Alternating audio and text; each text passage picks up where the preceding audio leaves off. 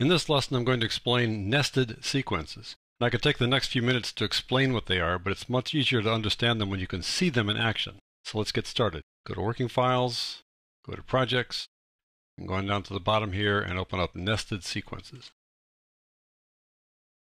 A nested sequence is a sequence in a sequence, and the nested sequence behaves like a clip.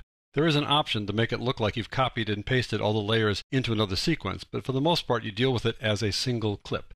So I'm going to show you several instances here in this lesson. Let's take a look at this first one here. I've got this composite here with several things going on.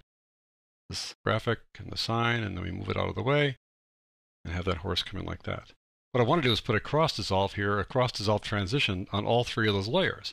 It's kind of inconvenient to do it on three things. It's much easier to do it on one. So to do that, I created a nested sequence where it becomes a single clip. There are several ways to create a nested sequence. Let me show you this one. Go over here to Sequences, scrolling down here. I'm looking for the layered graphics and video. I take that sequence and drag it to the new item icon like this and make another sequence out of it. And there you go. There is that nested sequence. It's just one clip now, even though it's a whole bunch of stuff, all kinds of layers. It's just one clip like so, which makes it convenient now to be able to put a cross dissolve at the end. Notice when you create it this way that the name of this sequence is the same as the one you just got it out of. So make sure you change that. I'm going to click on this, go to the beginning and type in nested layered graphics and video to make sure I differentiate between the two. And now I want to put a cross dissolve on all three of these things at once, which in this case means putting it on one clip. So go to Effects, go to Video Transitions, Dissolve, drag cross dissolve to the end there like so. Let me expand the view a bit here and make it just a little bit longer so you can see it better. I'll click on that, and we'll just drag that back a ways, make it a couple seconds long like so. Let's watch the end here. All three of them will fade out equally, which is a nice thing. They all dissolve away equally.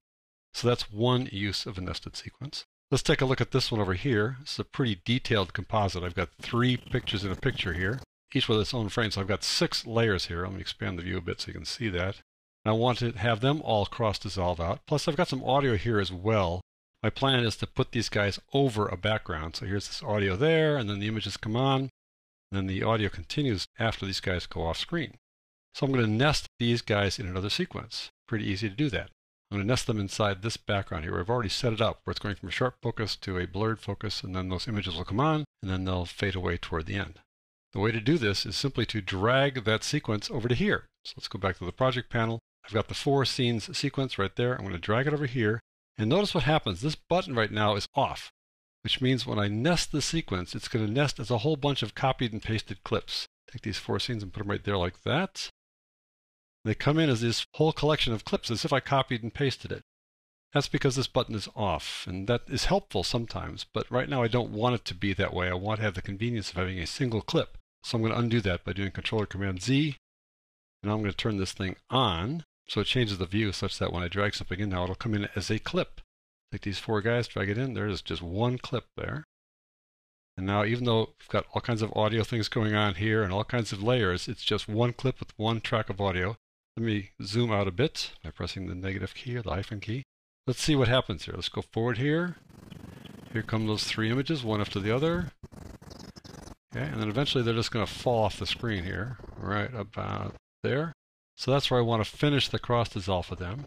So I need to unlink these guys, so I click on this, unlink them. And now I'm going to click away to finish that, go back here, and now I'm going to drag this back to that point. And now I want to put a cross dissolve here so we can get all 6 layers to cross dissolve away. So I go to Effects, Cross Dissolve, and you can see them all fade away all at once. Very convenient. And then the audio continues because the audio is part of that nested sequence, and we let that continue beyond the end of those video clips, like so. Very convenient.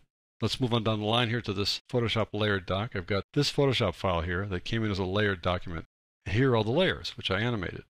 Like so. I want to do cross dissolves in them as well, so let me show you another way to make a nested sequence.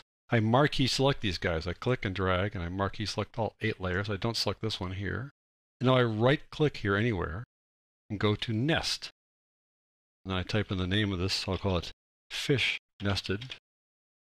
And look what happens. It immediately becomes a nested sequence. It becomes a clip, just like that.